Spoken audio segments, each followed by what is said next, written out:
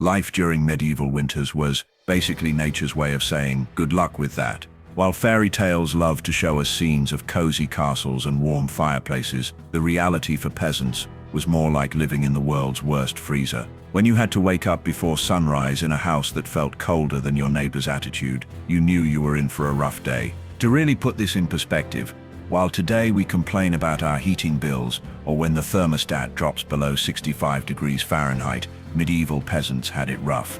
According to historical records, winter temperatures in medieval Europe could plummet to bone-chilling levels, sometimes hitting 0 degrees Fahrenheit in places like England and northern France. That's cold enough to freeze your boots to the ground, which actually happened more often than you'd think. The daily grind began before sunrise.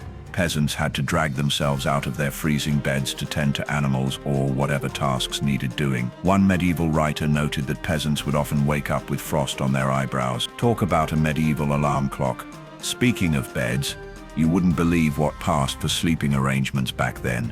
Their beds were basically giant piles of hay and straw thrown together on the floor, the medieval version of a DIY project gone wrong. But these makeshift beds actually work better than you might expect. Recent archaeological studies of medieval peasant homes have shown that these hay beds could be up to 2 feet thick. That's like having a king-sized mattress made entirely of farm leftovers. They'd collect fresh hay during the summer months, storing extra bundles specifically for winter bedding. They'd layer it thick enough to keep them off the cold ground, which was crucial since most peasant homes had dirt floors that turned into mini freezers during winter. Every morning they'd have to shake out their bedding, and boy, could that lead to some interesting surprises. Mice making cozy nests overnight, or bugs treating their bed like an all-you-can-eat buffet. But the real genius of hay beds was their natural insulation properties. When packed tightly, hay could trap air pockets that worked like nature's bubble wrap, keeping warmth from escaping into the cold ground below. During particularly cold nights,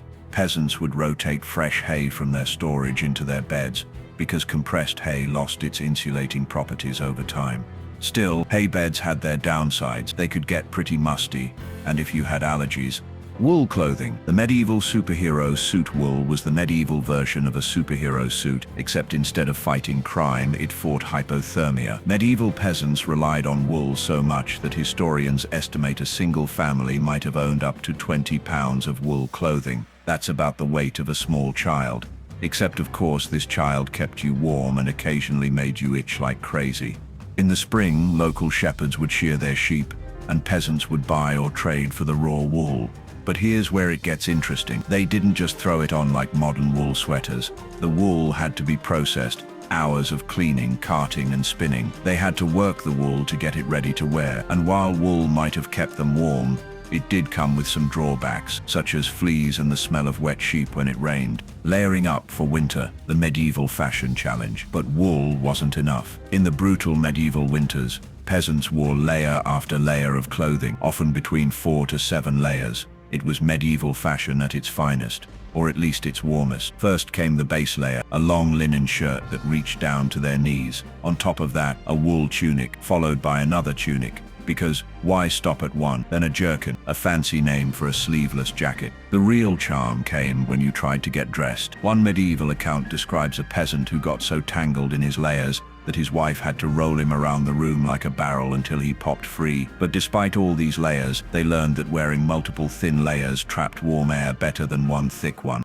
The fireplace and cooking in medieval homes. But as much as wool helped keep the cold at bay, the real battle came inside the home. Fireplaces were crucial, but they were not the cozy, efficient hearths we imagine today. In fact, medieval fireplaces were pretty much fire pits in the middle of the room, with smoke going wherever it pleased. Most homes had a fire pit about 3 feet in diameter, surrounded by stones, but only about 15% of the heat stayed in the room. The rest went straight up through holes in the roof, which were supposed to let the smoke out, but mostly just let snow in. Getting the fire started each morning was an adventure. They would keep a single coal alive overnight, buried in ashes.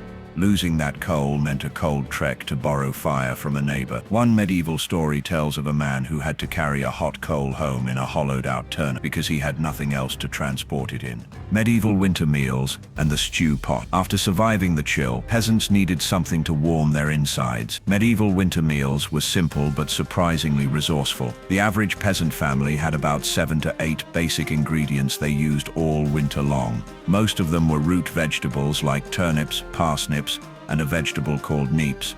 They threw everything into a pot, added water, and prayed it turned into something edible. The stew would hang over the fire all day, and family members would toss in whatever they could find. The magic of these stews came not just from the ingredients, but from the herbs. Medieval peasants were like walking encyclopedias of edible plants, knowing exactly which winter herbs could make their stews taste better, or at least mask the taste of that 3-day-old mystery meat. Poor man's pepper was one of their favorites, a plant that made even the toughest meal a little more bearable. Medieval tools for surviving the winter.